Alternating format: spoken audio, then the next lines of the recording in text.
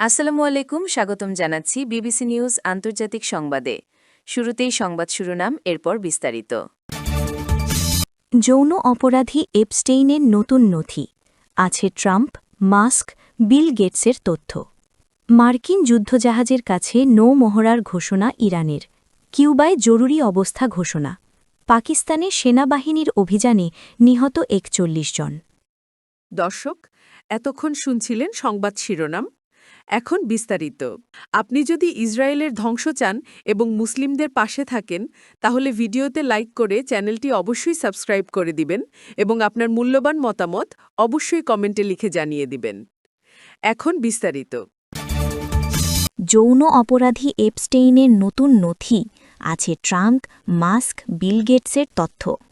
প্রয়াত কুখ্যাত যৌন অপরাধী জেফ্রি এপস্টেইন সম্পর্কিত প্রায় ৩০ লাখ নতুন নথি প্রকাশ করেছে মার্কিন বিচার বিভাগ।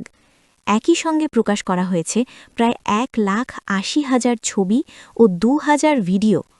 আইন অনুযায়ী নির্ধারিত সময়সীমা পেরিয়ে যাওয়ার ৬ সপ্তাহ পর এসব নথি প্রকাশ করা হলো।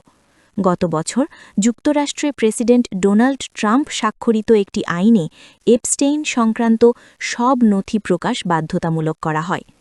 নতুন প্রকাশিত নথিতে মার্কিন প্রেসিডেন্টের নাম এসেছে কয়েক শতবার। এছাড়া আছে ধনকুবের Elon Musk, Bill Gates, Richard ব্র্যানসনের নাম। নথিতে আছে ট্রাম্পের বর্তমান বাণিজ্যমন্ত্রী হাওয়ার্ড লুটনিকের নামও। ডোনাল্ড ট্রাম্প এপস্টেইনের নথিতে ডোনাল্ড ট্রাম্পের নাম এসেছে বহুবার। ট্রাম্পের সঙ্গে এপস্টেইনের বন্ধুত্ব ছিল, তবে এপস্টেইনের যৌন অপরাধ নিয়ে কিছু জানতেন না বলে বরাবরই দাবি করে এসেছেন মার্কিন প্রেসিডেন্ট। প্রকাশিত নথিগুলির মধ্যে এফবিআই গত বছর তৈরি করেছিল এমন একটি তালিকাও আছে। এতে ন্যাশনাল থ্রেট অপারেশন সেন্টারের কল সেন্টারে কর দিয়ে ট্রাম্পের বিরুদ্ধে যেসব অভিযোগ করা হয়েছিল সেগুলোও রাখা হয়েছে। মার্কিন যুদ্ধজাহাজের কাছে নৌমহড়ার ঘোষণা ইরানের। ওয়াশিংটনের সঙ্গে উত্তেজনা বৃদ্ধি এবং দেশটিতে সম্ভাব্য মার্কিন হামলার আশঙ্কার মধ্যে ইরান আগামী সপ্তাহে হরমুজ প্রণালীতে লাইভ ফায়ার নৌমহড়া পরিচালনা করবে। বৃহস্পতিবার দেশটির রাষ্ট্রীয় গণমাধ্যম এই খবর জানিয়েছে। আমেরিকা বিমানবাহী রণতরী আব্রাহাম লিঙ্কন এবং অন্যান্য মার্কিন সামরিক সরঞ্জাম মধ্যপ্রাচ্যে মোতায়েন করার পর এমন ঘোষণা দিল ইরান। এদিকে প্রেস টিভি জানিয়েছে, মহড়াগুলো ইসলামিক রেভলিউশনারি গার্ড কর্পসের IRGC এর নৌবাহিনী পরিচালনা করবে। তবে মহড়ার সঠিক তারিখ বা সময় নির্দিষ্ট করা হয়নি। তবে আগে না জানালেও আল জাজিরার প্রতিবেদনে বলা হয়েছে, আগামীকাল রবিবার থেকে হরমুজ প্রণালীতে ২ দিনের লাইভ ফায়ার নৌ মহড়া শুরু করবে ইরান। হরমুজ প্রণালী একটি কৌশলগত জলপথ, যার মধ্য দিয়ে বিশ্বের তেল সরবরাহের প্রায় ২০% জাহাজ চলাচল করে।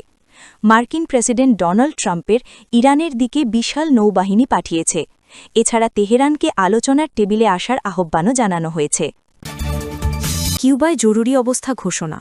মার্কিন প্রেসিডেন্ট ডোনাল্ড ট্রাম্পের নতুন করে শুল্ক আরোপের হুমকির প্রতিক্রিয়ায় আন্তর্জাতিক জরুরি অবস্থা ঘোষণা করেছে কিউবা।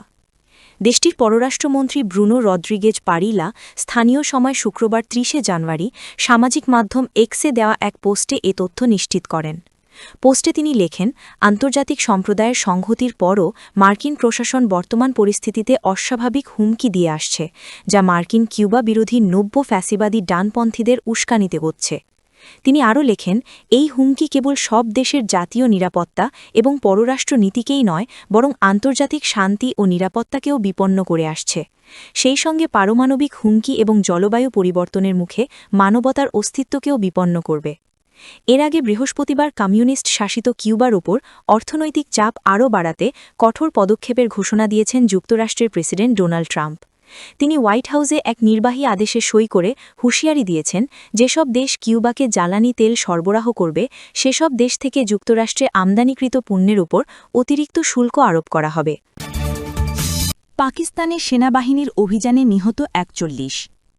পাকিস্তানের দক্ষিণ পশ্চিমাঞ্চলে অভিযান চালিয়ে কমপক্ষে ৪১ জন বিচ্ছিন্নতাবাদীকে হত্যা করার দাবি করেছে দেশটির নিরাপত্তা বাহিনী। দেশটির আন্তঃবাহিনী অধিদপ্তর ISPR জানিয়েছে, নিহতরা ভারত সমর্থিত ফিতনা আল খারেজি এবং ফিতনা আল হিন্দুস্থানের সদস্য। কাতার ভিত্তিক সংবাদ মাধ্যম আল জাজিরার এক প্রতিবেদনে এ তথ্য জানানো হয়েছে। পাকিস্তানের আইএসপিআর শুক্রবার এক বিবৃতিতে জানিয়েছে, বেলুচিস্তান প্রদেশে এই মারাত্মক সংঘর্ষের ঘটনা ঘটেছে। দীর্ঘদিন ধরে পাকিস্তানের কেন্দ্রীয় সরকারের কাছ থেকে স্বাধীনতা চাইছে এমন বিচ্ছিন্নতাবাদী গোষ্ঠীগুলোর ঘাঁটি ছিল সেখানে। ঘটনাটি আফগানিস্তান সীমান্তের কাছাকাছি হওয়া সত্ত্বেও সামরিক বিবৃতিতে দাবি করা হয়েছে, মারাত্মক সংঘর্ষে ভারত সমর্থিত যোদ্ধারা জড়িত ছিল, যদিও পাকিস্তান এ বিষয়ে কোনো প্রমাণ দেখায়নি। পাকিস্তানের ডন সংবাদপত্র সেনাবাহিনীর বরাত দিয়ে জানিয়েছে, প্রথম অভিযানে বেলুচিস্তানের হারনাই জেলার উপকণ্ঠে কমপক্ষে ৩০ জন বিচ্ছিন্নতাবাদী নিহত হয়েছে।